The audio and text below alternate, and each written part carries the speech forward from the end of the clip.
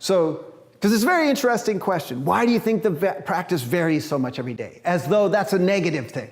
So that the ideal is the practice to be the same every day. And if I was stronger, right, mentally, physically, then it would be. Or I'm working towards that.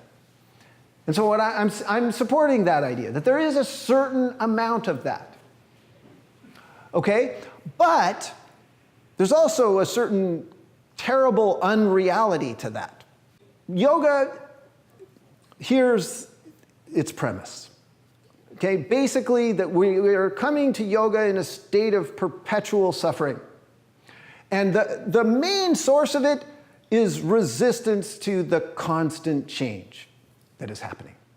Okay, so that the material, that's one of the things that distinguishes the spiritual essence from the material aspect of us, is that everything material is constantly changing.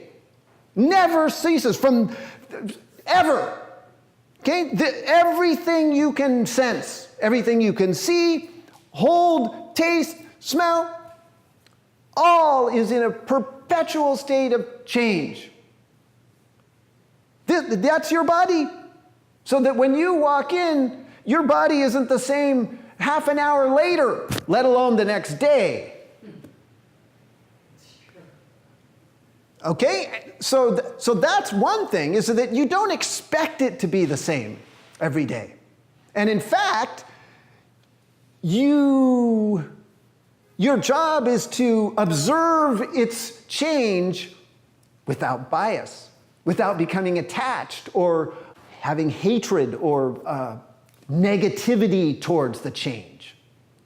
Okay? So it's a very different prospect then. So you don't come trying to get the same thing every day. You come ready to work with the very changing nature of it all in the moment. And thank God you can never succeed in getting it to be the same. That would be the most boring thing you could ever imagine. Even if it was like, suppose you had your 150% practice. Just like, whoa, yeah, I cannot believe how good I feel today. Times 16 trillion.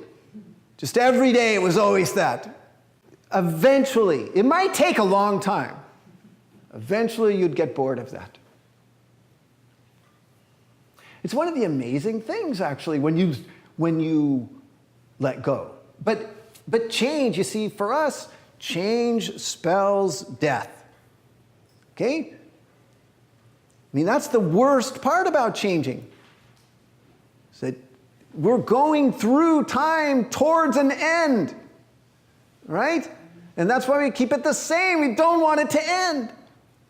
And so we have to face that temporariness of this stuff that we are so attached to and come to associate with ourselves.